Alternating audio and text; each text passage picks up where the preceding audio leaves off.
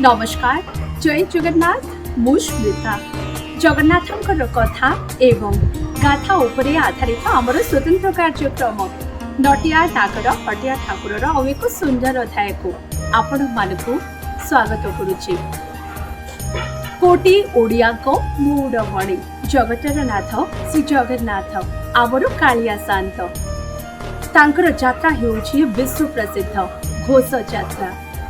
ओडिशार मुख्य यात्रा मानक मध्यरे रथ यात्रा व घोष यात्रा हेउछि अन्यतम एवं श्रीमंदिर रे पालित हेउथिबा द्वादश यात्रा मध्यरु रथ यात्रा प्रधान अटे। एही रथ यात्रा आषाढ़ शुक्ल द्वितीय तिथि दिन पालित होइथाय।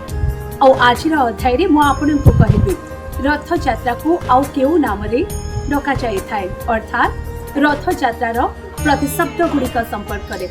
आउ किछि दिन परे विश्व प्रसिद्ध रथ यात्रा जगन्नाथंक सह संबंधित एक हिंदू पर्व। ओडिशार मुख्य यात्रा रूपे पुरीर रथ यात्रा सबुठारु लोकप्रिय। एहा जगन्नाथ मंदिर रे पालित द्वादश यात्रा मध्यरे प्रधान यात्रा अटे। आषाढ़ शुक्ल द्वितीय तिथि दिन रथ यात्रा पालित होइथाय। पुरी व्यतीत रथ यात्रा प्राय 60 रु अधिक स्थान रे पालित होइथाय। एबी जानिबा रथ यात्रा को आउ केउ यात्रा कहा जाइथाय अर्थात रथ यात्रार प्रतिशब्द संपर्क रे। रथ यात्रा को घोष यात्रा बोली कहा जाइथाय।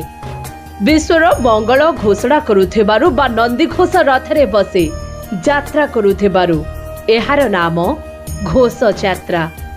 एहाकु मध्य आड़प मंडप यात्रा बोली कहा जाइथाय कारण गुंडीचा मंडप रे थिबा आड़प मंडप रे विजे करुथिबारु एहार नाम आड़प मंडप यात्रा।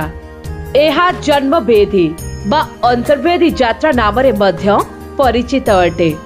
प्रभुंकर जन्म वेदी आड़प मंडप ठारे होइथिबारु एहाको जन्म वेदी बा अंतर्वेदी यात्रा बोली कहा जाइथाय। रथ यात्रा को 10 अवतार यात्रा मध्य कहा जाइथाय कारण गुंडीचा घरे 10 अवतार बेश हेउथिबारु एहार नाम दशावतार यात्रा। एहाकु पतित पावन यात्रा बोली मध्य कहा जाइथाय। पतित मानकु उद्धार करिबाकु एही यात्रा हेउथिबारु एहार नाम पतित पावन यात्रा एवं एहाकु नवदिनात्मक यात्रा बोली मध्य कहा जाइथाय कारण एही यात्रा जीवा आसीबा एवं रहणी को मिसई 9 दिन हेउथिबारु एहाकु नवदिनात्मक यात्रा बोली मध्य कहा जाइथाय। एहार नाम गुंडीचा यात्रा।